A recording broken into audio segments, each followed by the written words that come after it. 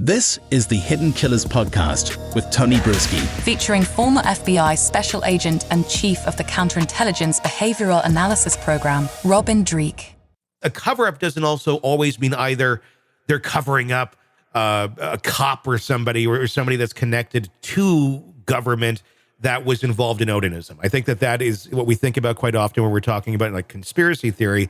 But a cover-up could just simply be, shit, we should have gone down that road, but we didn't. Let's make it look like we did or something. And I feel like it's more of a cover up for just lackadaisical behavior, lackadaisical investigative work than it is, I don't know, anything else, but we'll find out more. And I think you're right on that. No, what generally happens, and this is nature of human beings, and that is when we are so insecure about our actions, our beliefs, our thoughts and opinions, we tend to try to share white lies. We try to obscure. In other words, when our insecurities flare up, we don't own our behavior. When something goes amiss and awry, the things that we're looking for from people that do a little misstep that builds trust, and we've said it numerous times, is that we're looking for open, honest communication, transparency, and vulnerability. What that looks like when law enforcement does this or an investigation does this is, as Jocko Willink and Leif Babin say in Extreme Ownership, is you own it. You say, listen, you're right. Boo-boo here, fix it like this. Mm-hmm. Yes, all right, good point out. We did this and we fix it like this. And so when you take a corrective action and someone's showing some transparency for their awareness of, hey, no one's perfect, because no one's looking for perfection. They're looking for that kind of transparency, that openness, so that you can keep moving forward. But when you keep cascading lack of transparency, lack of openness on top of all the previous behaviors, that's what erodes that trust. And this is what they keep doing. Yeah, without a doubt. Let's talk about the this key thing that everyone is talking about, the interviews, the like 70 plus hours of interviews that were just lost because their DVR system was messed up in 2017. The chief investigator of Carroll County prosecutor, Steve Mullen, testified that the video recordings of key interviews conducted in the early days of 2017 inadvertently erased.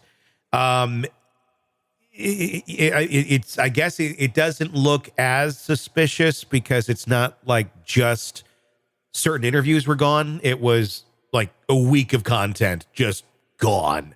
I shouldn't say content, a week of evidence gone. So I'm used to doing this content because that's what I look at everything as. Do you think it was something simple? I mean, in reality, yeah, it's a high profile case, but it doesn't make every single decision that one makes that they're thinking of it in that context of there's a lot of people that are going to be on this, or if they're just not, knowledgeable on how to program the DVR, things like this can happen. Do you think this was just a true accident that somebody, they're just not tech savvy, something happened here? Or was there a purpose to getting rid of all of this tape and all of this audio and all these interviews? I don't see any reason why that would benefit anybody in this. It almost doesn't matter, does it? No. Because regardless, it's showing a lack of ability to really do a good job. Yeah. Whether by intent or by mistake, it's still showing they're not doing their job properly, which erodes that trust. And so either way, the result is, Alan's getting he's getting the only microscope is on him because everyone else just vaporized. I mean, it's just, whether they were legitimate other suspects or theories out there on these, children or not, we don't know. And we'll never know because either by intent or mistake, it was all gone. Yeah.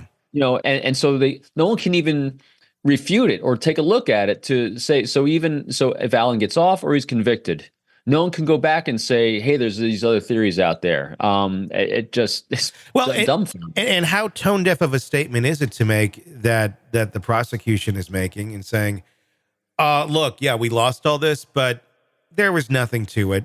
Oh, well, who did you all talk to? Oh, we didn't have a list of that either. So how can you How can you say there's nothing to it if you don't even know who you talked to? I mean, it's not up to you whether to say there's nothing to it. No, It's like a lot of people need to look at that. It's baffling to me like a statement like that would even be made, that one would put that out there into the ether and then think, oh, everybody will accept that. If I say it's nothing, it's nothing. Like that's then believe Richard Allen when he says I wasn't there, I didn't do anything, or he even said I was there. So play that statement forward. So there's nothing there, there's nothing to that. Allen gets acquitted. And now you have the families of two girls that were murdered saying, well, what was that? It was someone else. Yeah. So, and it's now gone. So now do you have lawsuits that can be filed against them for losing potential suspects if Allen's acquitted? I mean, I don't know because I don't know the legal system that well, but it certainly looked like some massive backlash in that kind of case. And that's kind of what I wonder if a lot of this comes down to it. I mean, we're talking about a very small environment here. We're talking about the prosecutor's office in Delphi. We're talking about a fairly small police force. We're talking about, just a very small ecosystem that works within itself. Mm-hmm. And at the end of the day, if they knew that they essentially had clerical screw-ups along the way where the DVR didn't work right, they didn't question this person, they didn't look at this or that, and at the end of the day, like, shit, we could have like a really big lawsuit on our hands, so we better go after somebody. I'm wondering how much of this is an attempt to save face and not get sued. And they thought, well, we can just kind of push this along and nobody raises an eyebrow to it. Obviously, everybody's raised an eyebrow to it. We'll get through. Like, this was just a really bad plan all along of let's not get sued. Let's just go down this road and hopefully nobody catches us. But along the way, it's like everybody's catching you. You're like bleeding out as you move.